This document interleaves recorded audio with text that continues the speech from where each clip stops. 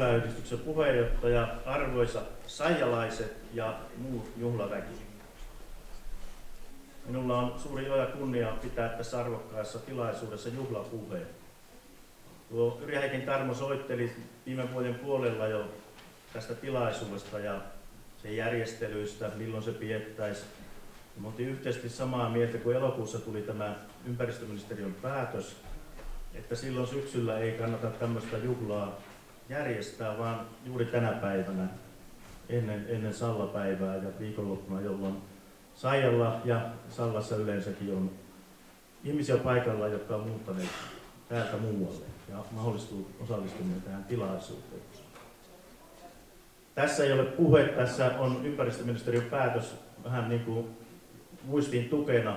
Meinasin kirjoittaa ihan paperille puheen, että se jäisi dokumentoituna tänne kyläyhdistykselle, mutta kun katsoin sitten tätä ohjelmaa, huomasin, että siellä oli Yrjö Heikin veljekset ja Niko listalla, niin mä olin varma, että tulee tosi hyviä ja asiantuntevia puheenvuoroja. Ne oli sitten päällekkäisiä sen minun puheen kanssa, niin kuin olisi käynytkin. Eli puhutaan nyt sitten ihan vapaasti. Ja ympäristöministeriö tosiaan silloin 21.8.2025 teki päätöksen tämän Saijan valtakunnallisen maisemahoitoalueen perustamisesta. Täällä on kuultu jo sitä historiaa, mitä se on vaatinut, jotta tämmöinen päätös on saatu aikaan. Hieman kertausta, niin kuin Tarmo totesi ja tuossa Erkki äskettäin. Tarmo totesi, että 70-luvulla on aloitettu tätä maisemahoitotyötä ja silloin 2007 Lapin ympäristökeskus perusti Saijan maisema-alueen, sitten maakunnallisen maisemahoitoalueen. Sekin vaatii jo paljon työtä kyläläisiltä ja yhdistykseltä, saijalaisilta, jotta tämä mahdollistuu. Sen jälkeen täällä on tehty aktiivista ja hyvää työtä maisemien hoidossa ja kylän ympäristön elävöittämisessä ja parantamisessa. No, tämä johti sitten siihen, mitä ei ole vielä mainittu. 2021 valtioneuvosto päätöksellään liitti Saijan maisema-alueen valtakunnallisesti arvokkaiden maisemien luetteloon. Minä uskon, että tämä valtioneuvoston päätös oli signaaliviesti niin saijalaisille, Saijan kyläyhdistykselle kuin myös Lapin ely-keskukselle, että nyt on mahdollisuus lähteä hakemaan tätä valtakunnallista maisemahoitoalueen statusta. Koska nähtiin, että tällä alueella on todellakin valtakunnallista arvoa. Ja sen jälkeen pari vuotta tehtiin maisema-alueen hoito- ja käyttösuunnitelma, mikä täällä on kiertänyt yleisön joukossa. Sekin oli kova työ, 200 sivua tekstiä. Siinä on osallistettu niin kyläläisiä, maanomistajia ja kaikkia sidosryhmiä. Ja te olette olleet siinä työssä hyvin aktiivisia. Sen jälkeen ely-keskus teki esityksensä 24 vuonna ministeriölle ja ministeriö antoi sitten viime vuonna tämän päätöksen. Mitä todetaan sitten, miksi tämä Saijan kylä, maisemat on arvokkaita? No, se ei ole teidän ansiota eikä sallalaisten tai kenenkään muun ansiota, että luonto on aikanaan muovannut tämän kylän ympärille 2 vuolasta jokea, jotka yhtyy Kuola ja Tenniöjoki. Ja niin kuin todettiin Niko Rykilahden kertomana, tähän asettui asumaan sitten ensimmäiset saijalaiset jo vuosisatoja sitten, koska tämä oli hyvä paikka asua ja elää jo silloin. Harjumaisemat, jotka ympäröi sitten näitä jokilaaksoja, ne mainitaan täällä perusteissa, miksi tämä on arvokas. Täällä on jälleenrakennusajan rakennuskantaa säilynyt ja siitä on pidetty huolta. Ja vaikka nuo kuvat on vähän muuttuneet, että ei ole enää niin avoin kylämaisema kuin joskus aikaisemmin, niin siitä huolimatta Saijalla on pidetty tästä kylämaisemasta huolta. Se perustuu pitkälle tähän maatalouteen, mitä on harjoitettu, niin nautakarjaan kuin lampaisiin erityisesti.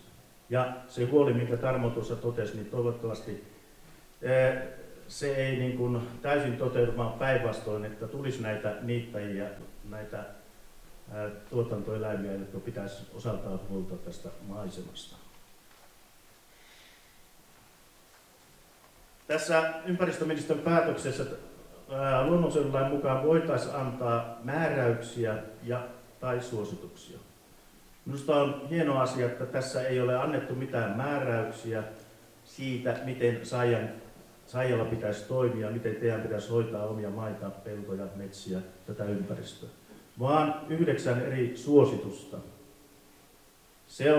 Ne liittyy rakentamiseen, maankäytön suunnitteluun, rantojen raivaukseen, peltojen hoitoon, myös sellaisen rakentamiseen, josta ne jotain mastoja, teitä tai tämmöistä muuta infraa rakennetaan, niin niissäkin otetaan huomioon tämä arvokas maisema ja niin edelleen. Täällä on perinnebiotooppien hoitoa ja monia muita asioita. Täällä on 4 eri kohtaa, jossa korostetaan sitä, että niihin asioihin tehtävään työhön ohjataan rahoitusta, annetaan neuvontaa ja tuetaan teidän työtä tulevaisuudessa tämän maiseman ylläpidossa ja sen edelleen kehittämisessä. Olen aivan varma, oman kokemuksenkin perusteella olin Pelkosenniemellä aikaisemmin ja sielläkin on vastaavallista maisema-aluetta Kairelan Luiron alueella, niin näihin alueisiin on huomattavasti helpompi saada erilaisia tukia ELY-keskukselta, ympäristöministeriöltä ja muualta, koska alueet on jo arvostettuja. Pienemmässä mittakaavassa tätä voi verrata, kun Sallaan tuli kansallispuisto. Minusta teillä on nyt todella arvokas alue saanut statuksen. Tämä on 8. Suomessa. Ympäri Suomea näitä on yhteensä 8. Saija on yksi niistä. Minusta se on kunnianosoitus teille ja teidän tekemille työlle ja teidän edeltävien sukupolvien tekemälle työlle. Mutta se antaa mahdollisuuksia myös tulevaisuuteen.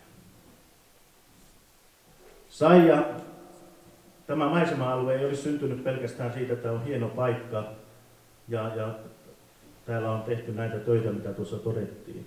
Täällä on erittäin pitkä historia. Kulttuurihistoria mainitaan myös täällä päätöksessä, sotahistoria ja puolustusrakenteet, mutta kulttuuriperintö. Jos me Sallassa tehdään vähän hulluja juttuja, haetaan olympialaisia ja vastaavaa, niin Saija on minusta tässä erinomainen esimerkki, edelläkävijä.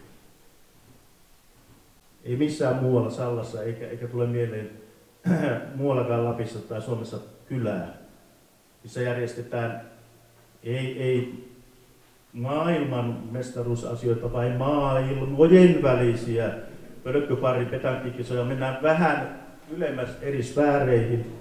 Te olette senkin tehneet. Saijats, maailman pienin, maailman intiimein jazzfestivaali. Siellä usein käyneenä täytyy sanoa, että ei hienompaa voi olla. Ja se on tässä kylässä syntynyt teidän ansiosta. Toivottavasti sille tulee jatkoa. Ja sitten asia, joka liittyy yhteen perusteeseen, kun täällä puhutaan elinkeinosta. Maatalous mainitaan, mutta sitten on metsätalous, uitto, savotta-asia. Viinakauppa-hihto. Aivan loistava idea. Ilmastonmuutos meinaa vähän haitata sen järjestämistä, mutta toivottavasti taas ensi keväänä viinakauppa-hihto järjestetään. Eli tämmöisiä asioita. Sen jälkeen lisäksi täällä on runoutta, täällä on kirjallisuutta, musiikkia, täällä on maailman parasta villiporoa jalostettuna saatavissa ja niin edelleen. En tiedä mistä se johtuu, johtuuko semmoista mettäsaamelaisista juurista vai mistä ne geenit on tullut, että teillä on älyttömän hyvä kyky tehdä asioita eri lailla kuin muilla. Ja sellainen kyky, joka näkyy positiivisena kylän vetovoimassa, elinvoimassa ja tulevaisuudessa. Ja lopuksi tulevaisuuteen kun katsotaan, väitän, että tällä päätöksellä sinänsä ei ole merkitystä, mutta sen takana oleva työ ja se ulkomaailma, mikä on nähtävissä tässä hienossa kylässä, niin Se on sitä tulevaisuuden vetovoimaa. Se on sitä elinvoimaa. Matkailua, Erkki Yrjö Heikki vähän tuossa mainitsi, että tästä tulee joku matkailuyritys. Oma kokemus matkailun parissa kunnanjohtajana parikymmentä vuotta työskennelleenä sitä ennen yrittäjänä, niin on sellainen, että yhä enemmän matkailijat, erityisesti kansainväliset, haluaa tänä päivänä nähdä ihan normaalia arjen elämää, ihmisten työtä ja niitä perinteitä, kuulla historiaa, kulttuuria. Tänne ei välttämättä tarvita mitään isoja matkailuyrityksiä, vaan ne puitteet, mikä teillä nyt jo on, niiden tuotteistaminen vielä entistä paremmin, niin kuin olette jo tehneet, mutta paremmin matkailun eteen. Olen varma, että se tuo uutta elinvoimaa, uutta yritystoimintaa ja poikii hyviä asioita.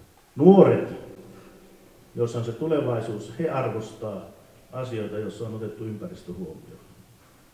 Ja nuorethan päättää, tekeekö ne täällä Saijalla tulevaisuudessa jotain, muuttaako tänne uusia asukkaita ja miten sinne kylän elinvoimalle käy.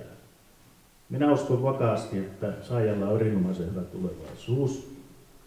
Ja haluan kiittää saijalaisia maanomistajia, kyläyhdistystä, kaikkia muita toimijoita täällä, yrittäjiä, teidän rohkeudesta, aktiivisuudesta, että on saatu Sallan ensimmäinen, Lapin toinen ja Suomen 8. valtakunnallinen maisemanhoitoalue. Ja toivon mitä parhainta menestystä tässä työssä.